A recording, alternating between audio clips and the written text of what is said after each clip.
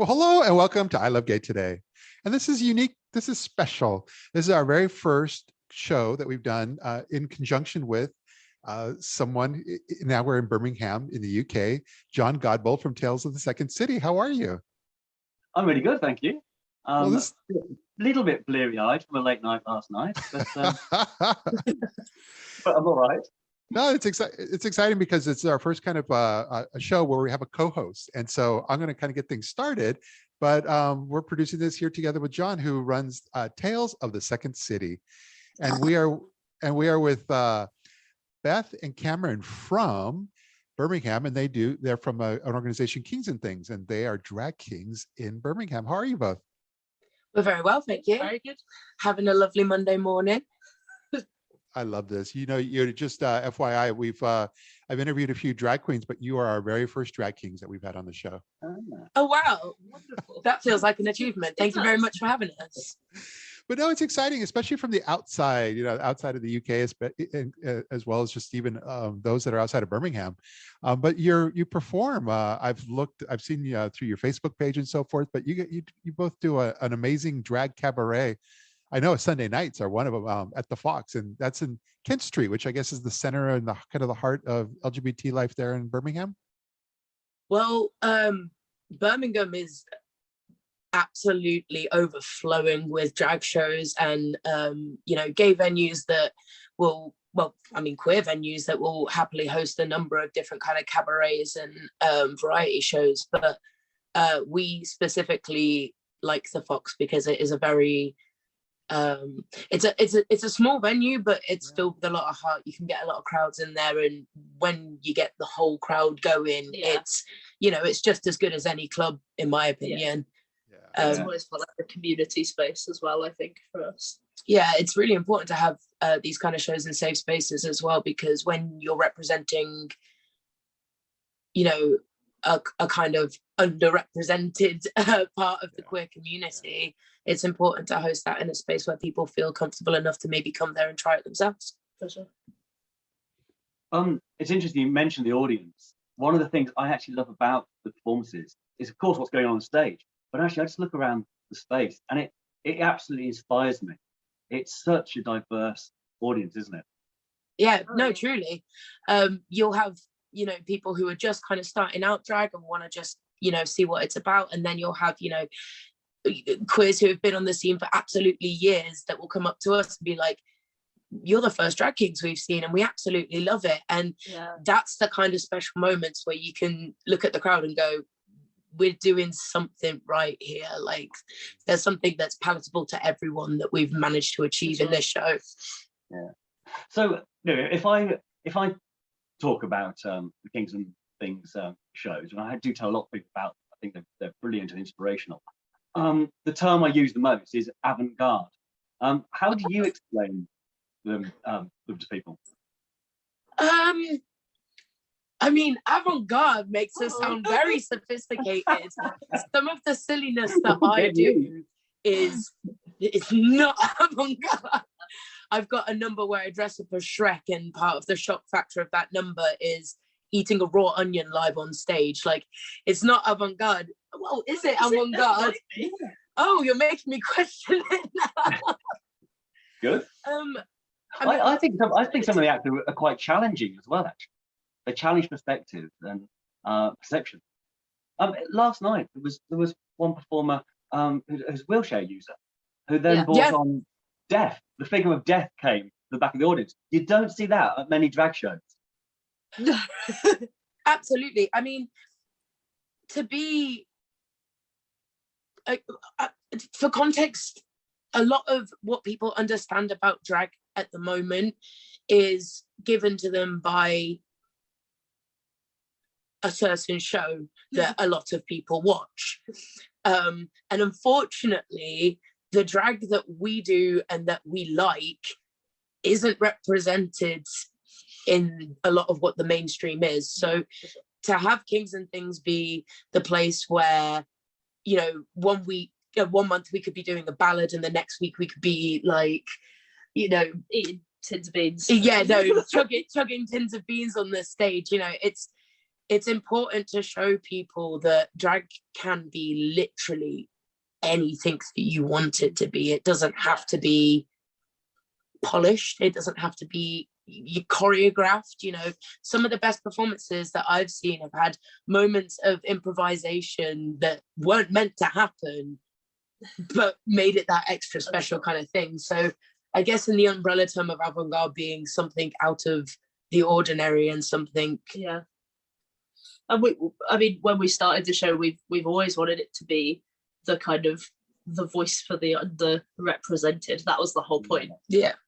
The first really year of the, sorry. I was just saying that really does come across actually. Yeah. The first year that we were performing at the Fox, we had this like plan kind of running order that we wanted and how many performers we wanted, and it was all really exciting, and we wanted to try and fit as many people as we could in, because we were like, there are so many people that we know that haven't performed yet that we could do this. But obviously at that time we were brand new on the scene. We had a little budget, tiny little budget. Yeah, a tiny little budget, and for the first year of it we didn't pay because we wanted to make sure that the people that we were booking were getting a little bit closer to what we thought they deserved, because we couldn't give people what we, you know, what the money, the understanding of what a good amount of money is for a drag performance, you know what I mean? So over the 3 years we've worked really hard to make sure that everyone's treated equally when they come perform with us. You know, we don't get paid more than anyone else. No. You know, sometimes we get paid less than other people because yeah, we'll pay for people's travel to come from Manchester or something like that. And it's important to put out good things into the community rather than like see it as a, ooh, we've got a show, you know, do you know what I mean? It's not something to brag about, it's something to continue working hard at. for sure. Yeah.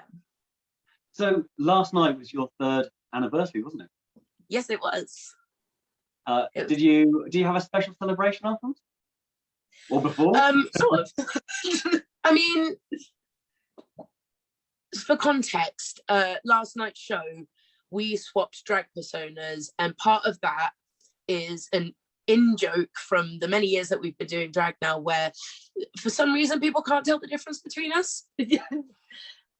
We get confused a lot. And I think it's partly just that thing of like, oh, you know, the king, that one. Oh yeah, I saw a drag king the other week, so you must be that drag king. Do you know what I mean? Like, okay. And so that was a little nod to that. And the fact that it was an entirely king show as well. Well, I mean, that's not special. It's always been for like not queens, essentially. We have had queens on the show and stuff, but you know, it's always been to fit a theme or something like that, and we always make sure that, you know, it's kind of like one queen. the majority of our performers are not the kind of the mainstream. Yeah. Well, swapping the names over certainly confused me last night, because I came up to you, didn't I, Beth? I went, oh, I'm really sorry. I thought your character was Christian Grey, and you're like, no, hang on. Knowing full well we'll be doing this today, I thought, oh, I've got my research completely wrong. Yeah. It's a good thing we didn't change the color of the little stripes that we've got, because then it would have completely thrown everyone off. Oh. You're like Ant and Dec, aren't you? You've got to stand on the same side as each other so people don't get confused. You know who you are. We are the Ant and Dec of Birmingham. I will take that. Birmingham gay scene. Oh, fully. We've done Let's Get Ready to Rumble as well. Can I just ask you about your drag personas? How did they come about, and how have they evolved over the 3 years? I mean, you have more of an origin story than me, I suppose. Okay, I started drag in 2017 with a burlesque group in Leicester, because I was a bartender at the venue that they used to do their shows at, and just got a really good rapport with them and stuff. And after one too many tequilas, they were like, oh, you should come do a show one day. And I was like, the only way you'd get me to do that is if I could do it in drag. And they were like, yeah, go on then. So originally it was just a bucket list idea thing that I wanted to do one time, just to say, oh, I've done this thing. And the show was it was like a movie themed show, and at that time 50 Shades of Grey had just come out. So one of the girls that I was partnered with agreed to do this like number with me, this 50 Shades of Grey number, and purely for the fact that I thought I was going to do it the one time, I called myself Christian Gay. And 5 years later it's still Christian Gay. But after it's that, such a good name. It's such a good name. I'm amazed no one had jumped in there first, because it's perfect. I think it's for me it's a very good representation of my drag, because it's this like meant to be suave character with just that little bit of silliness in, just that little bit of stupid, like that's very much my character. But over the kind of 2018 to 2020 period, I'd done a couple of competitions in Birmingham, and there weren't any kind of like performing kings on the scene at that time. If there were kings, they were kind of just doing makeup at home or something like that.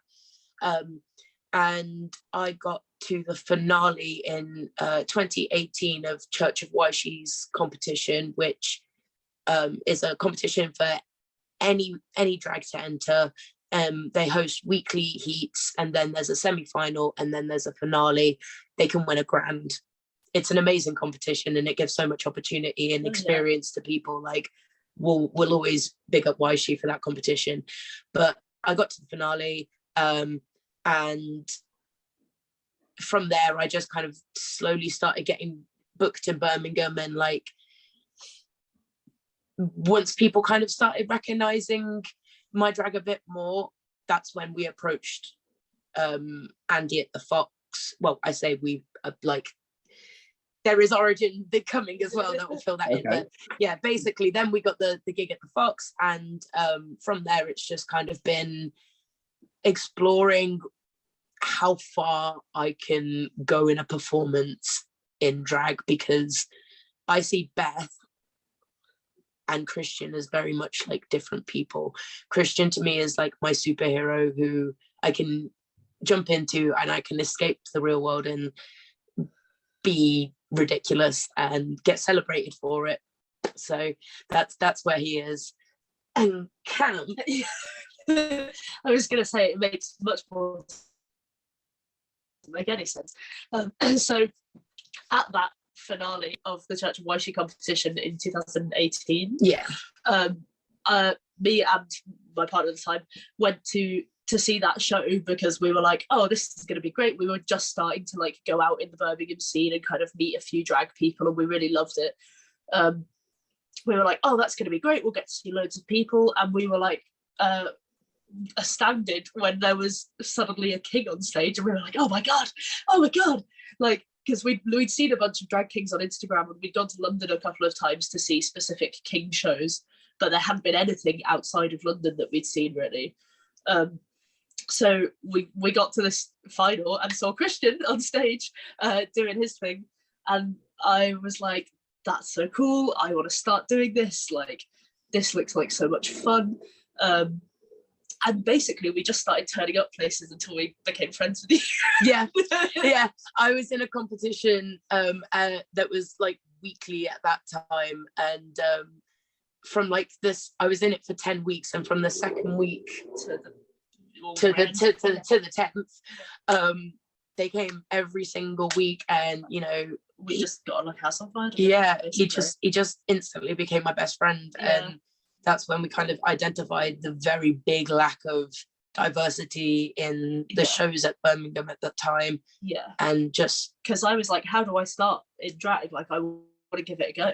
And you were like, essentially like, I don't know, there's nowhere around here that books kings. So then the idea came from that we should, well, we're like, you know, if there's nowhere doing it, why don't we make a place that does it? And so my very first performance in drag was at our residency at the Fox, because we just went, yes, we're all drag kings. We've performed before. Give us the space. Like, And that's the best way to get any job. Just say, yeah, I got loads of experience and go for it. Yeah. It's put me in good stead over the years. And it seems to have worked out quite well. Yeah, you've done loads of really cool stuff since, haven't you? You've done, Yeah. I mean, you were in the same show as Tia Coffee. For Mother's Meeting, yeah. Another one of the excellent shows in Birmingham that we will always hype up. Yeah. And I think my drag persona has always been a bit more like, you know, gentlemanly than Christian. I will agree to that. I think I've always been a bit more of a theatre kid. My drag tends to be a little less messy. Yes. I was going to try and describe that nicer for you, but messy works. So we've talked about the origins of Kings N Things, and we've discussed where you are now at 3 years in. What's the plan for the future? Where do you see this going? Well, Kings N Things is a format that we could pretty much take anywhere if they wanted it. Yeah. We do have a show at the Loft. Yes, we do. What date? May the 12th? Question mark. I think it's May the 12th. There is another queer venue in Birmingham called the Loft that does on a Thursday night. They do like a kind of cabaret. It's like a brunch, but at night time, I suppose, like a dinner cabaret sort of thing. And the lovely manager of the Loft has asked Kings N Things to do like a little takeover for that night. Yeah, they do very good food at the Loft as well. So good night all round. They do indeed. But yeah, if there was ever an opportunity where someone approached us and said, hi, we want you to put on a show, it's an hour and a half, we would fully be able to just be like, yep, yeah, we've got it. And not even just in the style of like, oh, the three of us will come up and do a couple of numbers. If it's like, you know, more of like a Hindu crowd or something, we've got party games. And, you know, the lip sync for your liquor game that we play is transferable across any show, because yeah, for sure, it's just something that is silly and everyone has fun doing. You did an Easter egg hunt last night. Yes. We did do an Easter egg hunt last night. What were you going to say? Oh, I was going to say, I think something we've briefly discussed in the past but would love to do is like, we'd love to do a little tour of like taking Kings N Things on the road. Oh yeah, like we'd love to go around a few different cities in the UK and, you know, do a Kings N Things elsewhere, but achieving that is going to take some logistics for sure. I mean, I'm very much going to speak from the heart for a moment. No, go for it. We have worked hard in so many different ways over the years, because it's not just doing the shows at the Fox once a month. It's like when the lockdown happened, you have to be able to maintain your you know, your drag brand, your you know, your essence of your drag digitally somehow. So Victor over lockdown became an absolute tech wizard and, you know, was on it with the video editing and making sure it was captioned so it was still accessible, so we were still staying true to what we want from drag shows. And, you know, we created this silly Taskmaster spin-off called Kings N Things School for Drags with very specific talents, where we got drag people that we knew to do a bunch of silly tasks that we had given, that we hand wrote, wax sealed, given them, sent into the post, and, you know, put together a Taskmaster style show where the audience could also PayPal £1 to vote for their favorites, and all of the money from that was split between all of the people that competed in it. And it's always about adapting to what's the next thing. You know, we could do a drag king competition in Birmingham, because again, London has a lot of scene and a lot of competition for anyone to enter really, but London's also a very far away place, so a specific Kings N Things kind of competition or something like that would be fun. Thought about doing for a long time. Yeah.